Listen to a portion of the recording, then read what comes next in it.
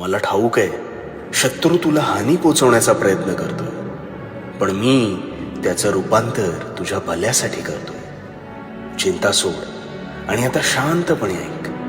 मनातील सर्व इच्छा ह्या पूर्ण होतील.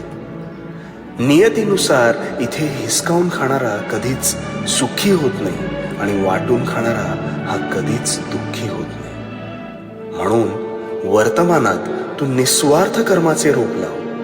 कोणाच्या आशेवर अथवा मदतीला अवलंबून राहू नकोस, कारण त्या रोपावर येणाऱ्या फळावर अधिकार हा फक्त आणि फक्त तुझाच असेल. कर्म शुद्ध ठेव आणि हो, भिवू नकोस कारण मी तुझ्या पाठीशी. भिवू नकोस, मी तुझ्या पाठीशी.